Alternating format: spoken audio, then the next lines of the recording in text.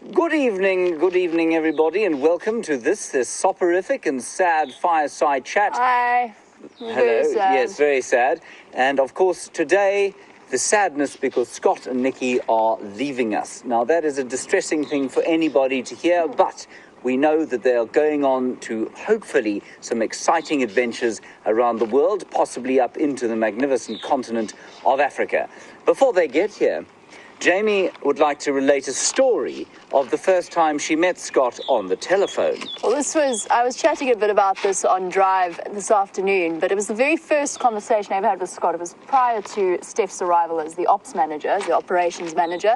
So Scott was in charge of getting me to Djuma, and the fire is blinding me, so I am, we'll call it with tears of sadness. Tears of sadness, Tears of yes. sadness. But Scott was in charge of getting me across to Djuma for my job interview. And I spoke to him on the phone, and I must say, in my entire life, I don't think I've ever been given worse directions to a place. How long did it take you? Well, in the end, actually, I ended up following Brent in from Hoedspruit. But if I hadn't, I actually might not even be here. If that fortuitous circumstance had not unfolded. Thank goodness you are here. Thank goodness. Yes. Now, Scott is arriving from Buffelshoek Dam, not Buffelshoek Dam, the Treehouse Dam, which is over there. I do not see his lights. So I'm going to tell you about the first time that I met Scott Dyson, and that was when he was on the rugby field, aged, 14 at the time. I was aged 22. That gives you an idea of our age gap. Yes, in fact, that's exactly what it was. And I was his rugby coach. Now, he was the number 8. I'm not sure how familiar any of you are with rugby, but he was bigger than me even back then. And I remember one day we sometimes used to play with the boys during practices. And I remember Dyson once was thrown the ball, and I, being his coach, was on the other side, and I was kind of helping out on that side. And he was running down the field towards me, ball in hand, and he wasn't going to pass it. He was going to take me on. And life for me at that point froze because he was larger than me even then. And I thought to myself, how is it that I can continue coaching these boys if a 14-year-old runs over the top of me and scores a try? Mercifully, at the very last minute, he dropped the ball.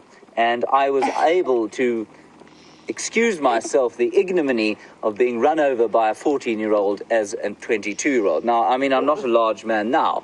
I was even less large when I was 22. So that's the first time I met Scott. And then I think we both met Nicki here, didn't we? Yes. No, actually, I've encountered Nicki. Nicki and I were in the same year at school, different schools. So I've encountered Nicki on and off, never really knew her that well. She's actually very good friends of a close friend of mine in Cape Town. Yeah. So I've met Nicki on and off. It took us a while to get to that realization because we hadn't seen each other in years. But once we did, then we worked out that that was the case. I'm just tears of sadness. Misery. And then the first time I met Nicki, of course, was vocally. Orally, she spoke in my ear. I was out on drive and she arrived back in the director's chair, and I'd never seen this person before. And suddenly this slightly sultry, very attractive voice came into my ear, and the peace of the wilderness was momentarily forgotten as the sound of femininity filled my brain, and I felt a great deal of, I wouldn't say, but perhaps some slight jealousy for Scott Dyson, of course. Then I re-met Scott, of course, and realized that he was even bigger than he was when I first met him, and that in thinking of Nicki in those terms ever again would probably result in a physical injury. So I didn't think about her at all like that ever again. Yes. Now, they have just arrived. Come on now. Get on with it. I'm coming. We're about to play your Scott, clip. Run. They've just arrived, and how marvellous was it to see Nicola Austin, on camera, brilliant green pigeon work, I thought, today. She had an incredible focus onto the green pigeon, that was very good. And then, of course, brilliant to have her in the actual presenting seat. Marvellous. I hear she did an amazing job. I could hear a little bit coming through the radio, and it sounded fantastic. I heard her present some elephants, actually, yes. She didn't actually drive into the bush after them. She then went to look at Karula, which I don't know if she found, because we came out here. Welcome, everybody. Hello, Scotty. Dyson. Thank you very much. Afshan. The man who gave me the nickname. Hello, James. Can I squeeze in between? Middle. Thank you. Marvelous. Now, without further ado, I think we're probably running slightly short on time. Shall we go forward with your highlight? Would you like to introduce? An incredible sighting. The first one that you are going to watch is one from the most recent Big Cat Week. Obviously, the Big Cat Weeks are incredibly exciting and probably an opportunity for a lot of you to actually realize that Safari Live exists and then continue to follow us on the internet thereafter. And obviously, we've got a lot of pressure during the TV broadcasts, and we need to find animals. And on this day, I was lucky enough to be on bushwalk and find a wonderful, wonderful animal. Take a closer look. Can you believe it? We found a leopard. I wasn't imagining things. And it looks to me like it's mvula. Absolutely insane. We can just enjoy the fact that we're viewing a leopard on foot in Africa live. It couldn't be any better. Just moments ago we heard some kudu alarm calling. And isn't it wonderful how by listening to the signs of the bush and to the other animals in this area, they can help us to find what we're looking for. I can hear Pete's vehicle, which is good news. You guys are about to get some great close-up views. Oh, there it is. Oh, awesome, awesome, awesome. Looks like a male. Just first sort of look at him in terms of size. Guys, let's show you Scott and them as well on the walk. Brilliant, that's where they are. That's where they are. There's the leopard. Amazing work, both in terms of finding this and also being able to take it there on foot. Brilliant.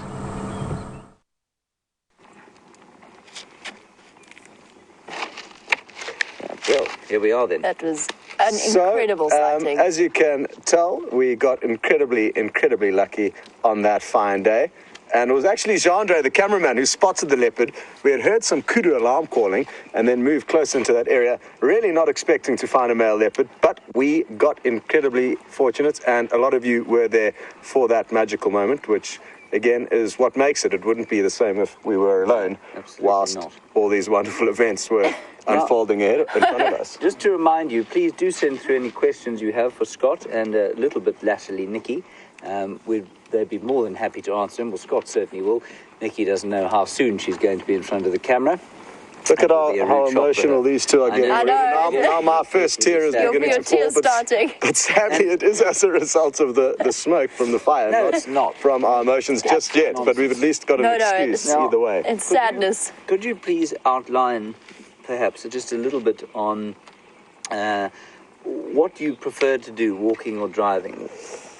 Prefer to walk or to drive? A tricky question, James, and one that I would like to sit on the fence with. I would ideally love to every morning start my day on a bushwalk, and then every afternoon go and enjoy the fruits and spoils of the tireless walk and tracking that you will do on the bushwalk, and then go and enjoy a leopard or a lion that you may have found, and then you can take photographs, get a lot closer to them with the cameras. So get to understand the animals better from the vehicle and get better insights into the animals' lives from a vehicle, but more of an experience and more of an adventure being on foot in the morning. So, cool. Half and half. Now, before we take this question, I'm going to ask Nicola to come through.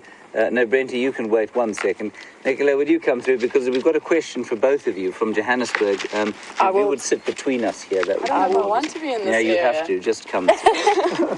Right, that's Nicola, everybody. Well, you now know that, of course, because she's been presenting at the Storm. Question from Tara Dales in Johannesburg. Hey, Tara Dales, hello, Tara. from both of you, what your highlights have been while you've been here, other than, obviously, each other. Animal highlights. Firstly, I'm so happy to hear that Tara's watching. That is amazing. I know, it's amazing. You have been very much missed, my girl. For those of you who don't know, Tara was directing with me, and she unfortunately left us in December, so we haven't seen her for a while, but thanks for watching, T-Dog. My sighting is one that we picked out today, actually. One that really stood out for me is one of my first times I got on the back of a vehicle. It was actually Scott and Brent presenting at the same time. The one car caught the light. You know how the vehicle story goes. And we were following mating leopards, which Brent had been tracking for about 5 days and hadn't got a visual of yet. And found them. We said, we can't do a fireside chat, one of these things, we have to go on the vehicle. So everyone piled on the vehicle and we went out and we followed these 2 leopards. Then Karula came on the scene, then lions and elephants. But there's a whole clip waiting for you to see that. But that was definitely a highlight for me, and first time being out on the vehicle really during a show and experiencing all of that and trying to pretend I wasn't there. It was quite terrifying, but good. Well, let's have a look at that clip and then we'll get back to Scott's answer. Karula coming up behind us, following this mating pair. This is incredible, Brent. That's amazing. This is very exciting. That's Karula. Yeah, I'm just hearing there's a lion here as well. Well, there we go. Now there's a lion in the mix.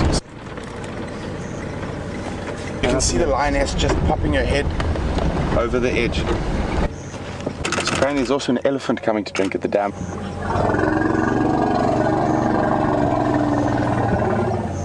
Listen to how credible that is. And Oh, it looks like the leopard spotted the lion. And there they go. We've got lions roaring on the road next to us. We've got elephants charging. I can't see.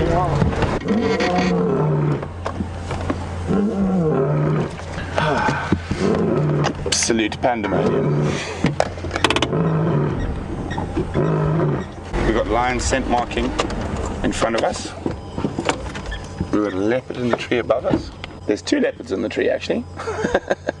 Well, I think all our heart rates are only coming down now. We had those elephants trumpeting behind us. We had the lions roaring next to us. We had leopards leaping in trees. From all of us here at WildEarth, from Romeo and Nicki, who's sitting behind us, VM in FC, thank you very, very much. It's been a wonderful Easter Sunday. I've had an absolutely fantastic time. And I can't wait to get up in the morning to do it all again. it was one to remember. Adios. Well, now you know what Nicki was talking about, and also what I was talking about a little bit earlier. The chaos that unfolded at Twin Dams that evening was something that I don't think any of us have managed to share. Something quite like that. 2 big cats in one sighting. It was the first time that we had that, I think, since any of us had joined Safari Live. It was also the first time that we had leopards mating. Not that we actually got to see them mating that night. I'm just looking across to Mr. Leo Smith, who's going to be joining us very shortly. We'll just get him to join us now, otherwise he'll lurk. He's come back from leave. He's sacrificing his time away just to be here. And a bit of a problem. I guess he does have good reason to be here. Not just me, there's Jamie as well. He injured his hamstring today, so he's not going to be as agile as you know him. Brent, welcome. Thank you. And what an awesome sighting, and I'm happy that I got to share the spoils of all your hard work. I know you're blaming the smoke, but you're going to make me cry. Oh, Brent. Okay. Just quickly before we carry on, Nicki, you said the vehicle caught fire as they do and glossed over that. Brent, would you like to take us through that? Well, there was a cameraman, some of you will know, was Romeo. Better known, what's his real name? Jason. And he was sitting there, he said, something smells funny. I was like, no, stop you're being paranoid. And then all of a sudden smoke started billowing out of Wendy. This is the first time that Wendy caught fire. And so it was a Sunday, and we had spent many hours, as Nicki said, trying to find these mating leopards. I'm not going to say why we didn't find them earlier, but it was an amazing thing, because Nicki was sitting on the back, and then we actually, and I really, really loved that we actually got to present together. And I think it's the only time since I've been here that we've had 2 presenters in one vehicle. Yeah. And VM in the final control room. Yes, VM miraculously directed the show after VM also fixed the fire. Yeah, fixed the vehicle, rewired the vehicle in record time. We closed down the show, and VM did what VM does. He did Wildebeest. Magic. And yeah, and we got to go out on instead of a fireside chat, we went to go look at mating leopards. Yeah. Who did not mate. Yeah. And Annie, in British Columbia, you have a question for Nicki and Scott. Your most amusing moment in camp? Sure. Too many with our crew. Really. Too many. A lot of one-liners from VM, the certain guy who managed to fix the vehicle and get it up and running so we could show you those leopards and lions and elephants at Twin Dams. He isn't a man of many words, but when he does speak, it is often profound and hugely hilarious. Yes, so absolutely. a lot of hilarious moments. Every time it's somebody's birthday, Tundi, sweet Tundi, our chef, has got the ability of somehow making sure that you don't have a cell phone in your pockets, and she douses you with a bucket of water. It's a local, I think, a Shangaan tradition, unless she's just making us feel that way, but she covers us with buckets of water on our birthdays, which is always hilarious. Steph was the most recent victim, which was hilarious. Oh, I missed that. I would have paid We're on good money to leave. see that. That is amazing. And I think it's, I mean, it's very nice to make sure that you don't have your cell phone. And somehow everyone knows it's going to happen, but it's always an astonishing surprise. Yeah. The best thing is when you get new crew members and you tell Zodwa and Tundi, it's their birthday. You get wet anyway. Yeah, it's happened when it wasn't a birthday. Yes. For me, one of the hilarious times is generally when Graham and Emily and everyone come down. It's just the smoke. I know. They all come down. James gets out his guitar. I'm sure some of you have probably actually heard us on the Juma Waterhole. But songs come out and just sort of improvisations, and that's also a very good time for me when the whole crew gets very festive together, and it's hilarious, especially the James's songs. As you guys all know, have you brought your guitar? Maybe. Okay. Just checking. And then James Richard would like to know if you could each sum up your time here at Safari Live in one word. What would it be? Other than tears, of course. Somebody wants to go with the nature side of things, and then, like refreshing is a good word for me. I was obviously a city girl, so this has opened my eyes to a lot of wonderful things, and just being out here with nothing, just landscape and our friends. So yeah, it's change of scenery for me, and it's been incredible. It's been very awesome. That's more than one word. Yeah, that's many words. I'm trying to think of a clip. Oh, that was me. I'll claim that. Yeah, wait. We all still there, though. Wait. And Scott, you? Well done, Brent. Yeah. Thankfully, Jamie's sitting there because she's the lightest. Said Otherwise, failure. The only word, one word. Awesome, I guess. It really has. It has been awesome. and that is your word. Yeah. And yeah, it is a word you've often heard me. It's my go-to word when anything ever gets exciting. And it's always varying degrees of exciting, really. Just the fact that so many people are in one place together at one time really, really is awesome. And then the memories and experiences that get shared during those times together are varying degrees thereof. We have a little clip that Alan has put together for you. While we have a monitor there at the This is moment. I'm exciting. just going to turn the sound up, Okay. otherwise you won't hear it. Okay, so none of us have seen this clip. I don't think. I know I haven't. So we watch the monitors constantly, but I've now noticed Nicola Austin All right. leaning towards the monitor. Play it. Okay, Kirsty, deploy the clip. We are ready to go live in 5, 4, 3, 2, 1. You are live, you are live. Hi, I'm Scott Dyson from KwaZulu-Natal, South Africa. Come and join me on an endless safari. I love this place.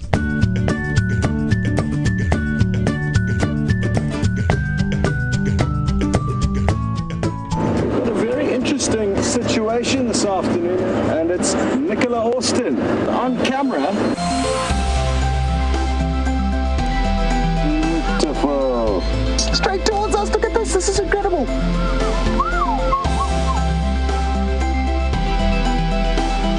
Walking through the stick bush, and then all of a sudden, this pops out. Ah! Hello, everyone. How cool is this? Can you believe it? Hello, boy. What can you smell? I'm so tempted to put my hand out to you, but I'm not going to. No, well, I mean, it's pointless for me. Check. Oh, this is crazy. Look at this feather. Okay, well then there's no point in doing it. So f*** this until they fix the audio. look at this. Come on, Wendy. Gonna take a life to take me away from you. There's nothing that 100 men or more could ever do. I bless the rains down in the Welcome back. Cool.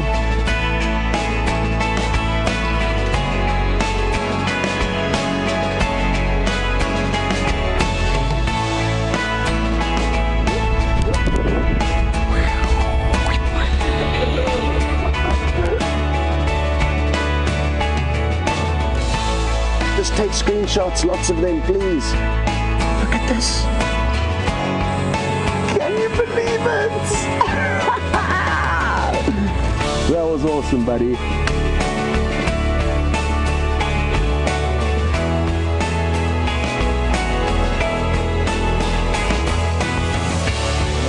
How are you feeling? How cool is that? Sorry, this isn't live, guys. We're sorry it isn't live, everyone. We can just enjoy the fact that we're viewing a leopard on foot in Africa live. It couldn't be any better.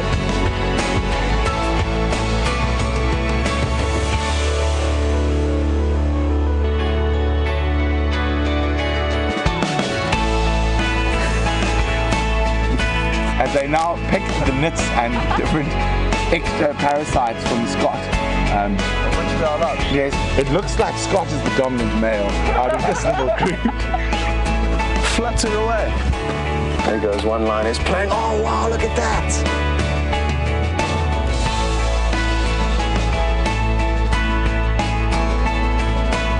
Thank you very much.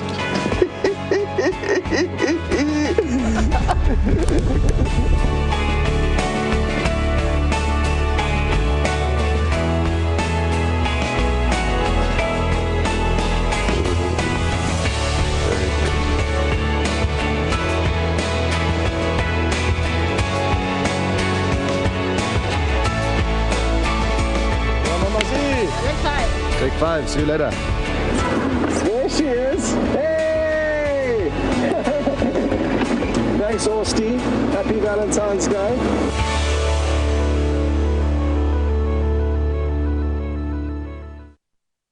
Wow, that was awesome. So, to everyone involved in not only putting that together, but making those memories and sharing those memories, how cool was that? Hey? It's just amazing, yeah.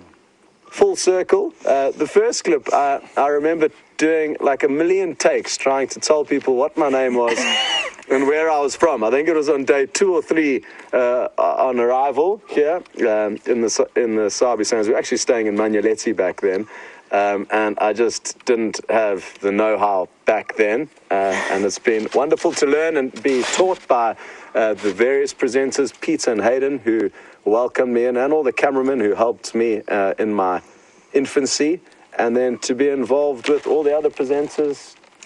Brent was the first to join, which was a great pleasure because we were at the same school, so knew each other from before. I wouldn't have been here without Scott. Yeah.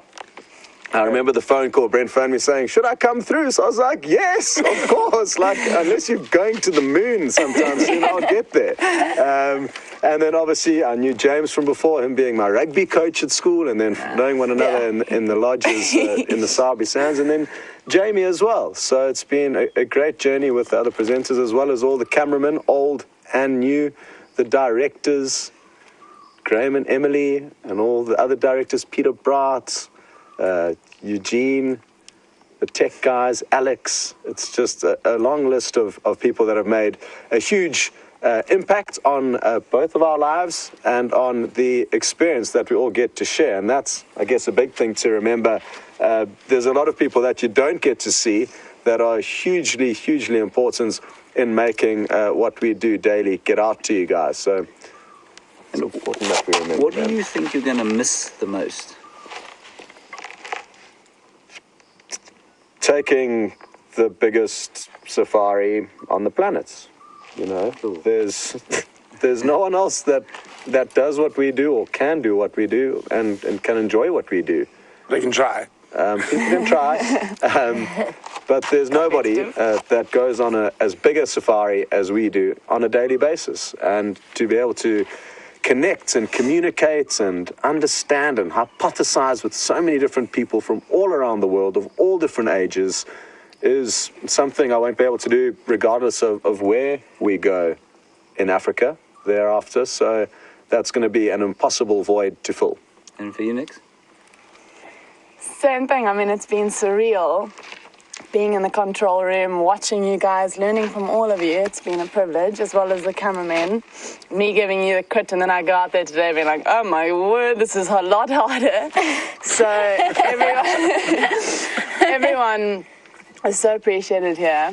And yeah, thank you, the crew. Thank you to all the viewers, and thanks for all your kind words and all your emails and all your updates.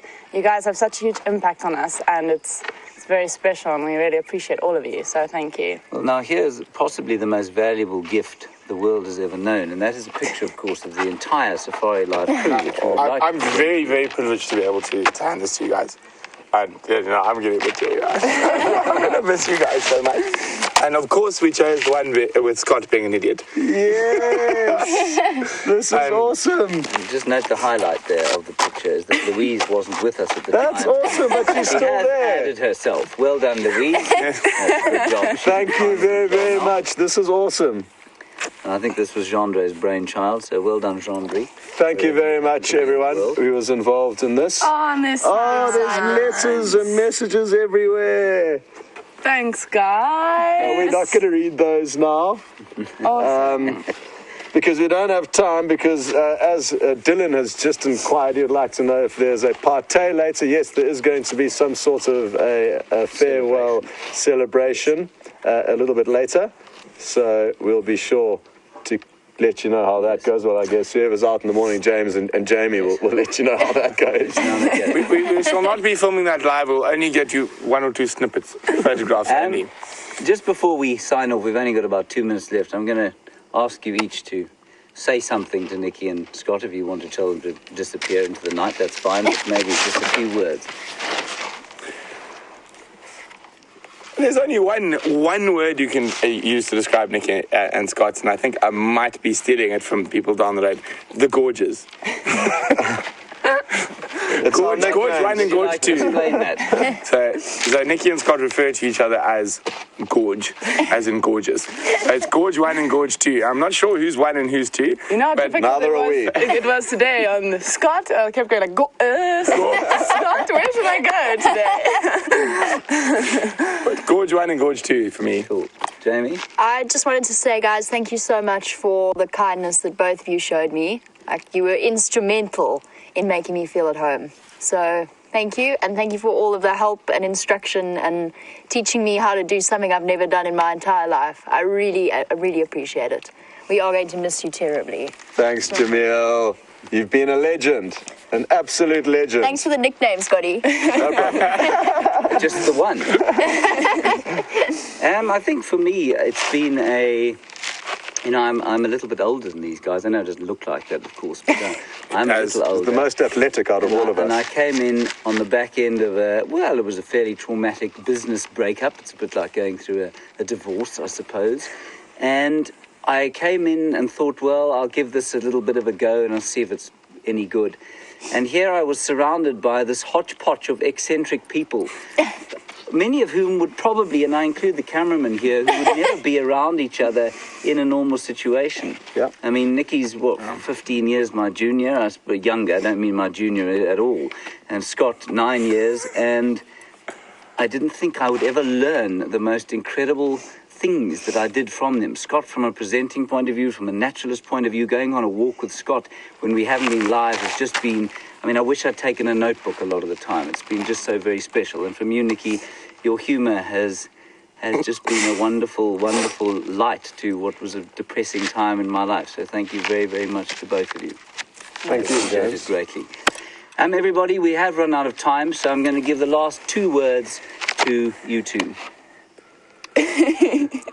Thank you. And thank you so much for everything. Everyone involved, from Graham and Emily, who started this many years ago, and to every other person in the Safari Life family all around the world. Thank you for all of your support, all of your questions, all of the fun moments that we've shared together.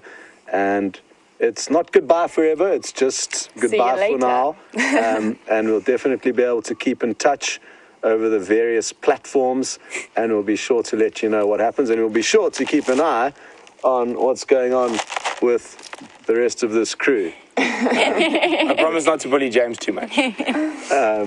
Cool. But yes, thank you, and we will keep in touch as much as possible. Good stuff. Thanks, everyone. We'll see you Thank tomorrow you. at 05:30 for the Sunrise Safari. Sans, unfortunately, very sadly, Nicki and Scott, who are going off into Africa to explore the wonders of this great continent. Until then, bye-bye and good night. Bye-bye. Bye.